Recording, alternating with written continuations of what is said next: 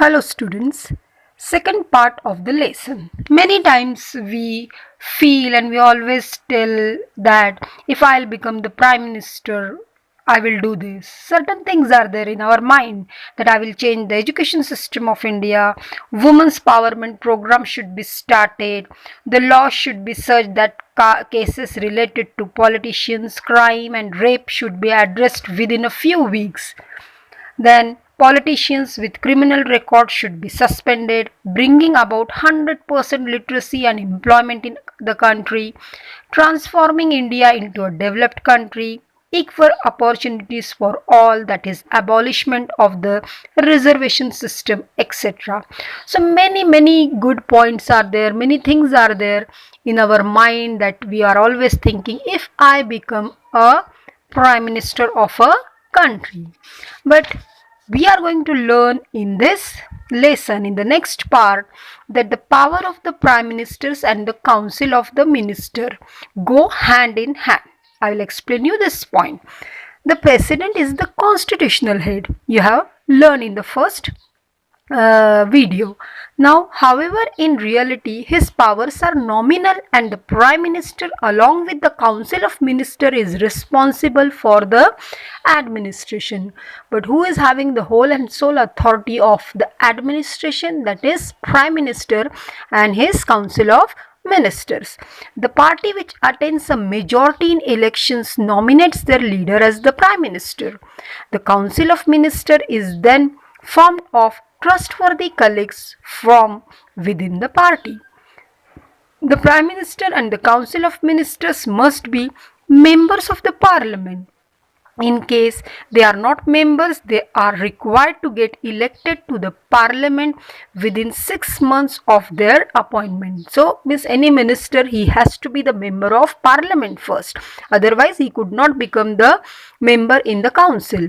The government in reality is run by the prime minister and the council of minister. This means that the real executive powers are vested in the prime minister and the council of ministers. Yes, you understood this? Now, what are the functions of council of ministers? In a parliamentary form of government, the council of ministers take the initiative in process of law making. The scheme, policy plans, etc. are drafted and discussed and then introduced in the house. The council of ministers discuss important questions before making a decision. Education, agriculture, industry, health, foreign relations, among others, are subjected upon which the council of ministers has to decide specific policies or direction of work. The parliament needs to be taken into confidence about the policy decision taken by the government. Implementation of policy is the foremost responsibility of the Council of Ministers. Once the Parliament approves the law, the Council of Ministers implements them. Now, how does the parliament keep a check on the executives? All these working is going on properly or not? In a parliamentary system of government, the legislature try to keep control over the executive, that is the council of ministers. The control is exercised in lawmaking of or policy making process, implementation of policies, and even after that.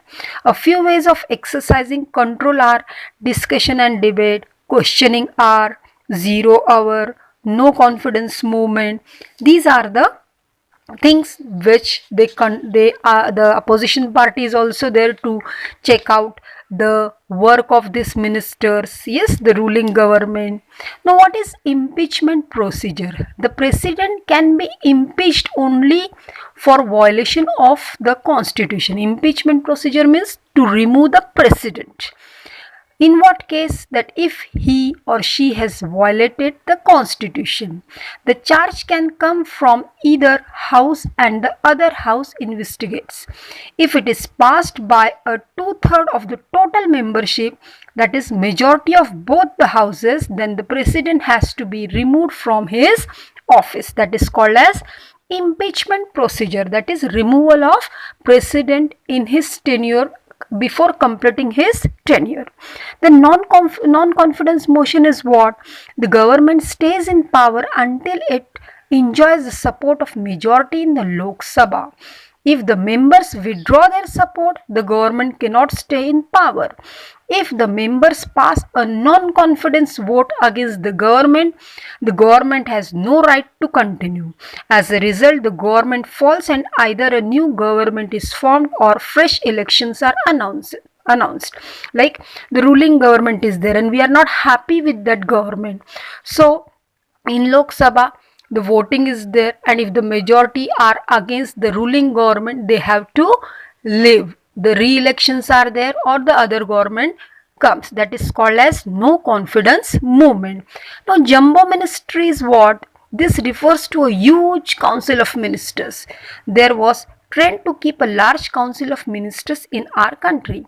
Later a constitutional amendment was made to limit the size of the council of minister. Amendment means what? Changes in a court language, in the law language. Amendment means certain changes in law and order.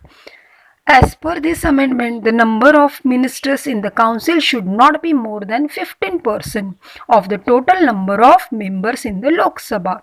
Jumbo ministry, you understood, this refers to a huge council of ministers.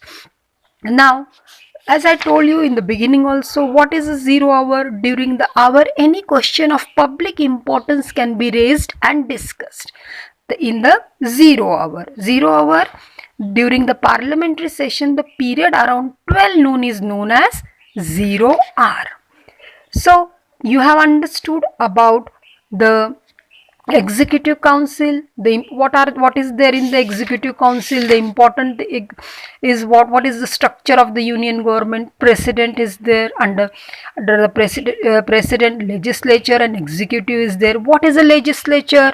Lok Sabha and Rajya Sabha, these two houses are called as a legislature.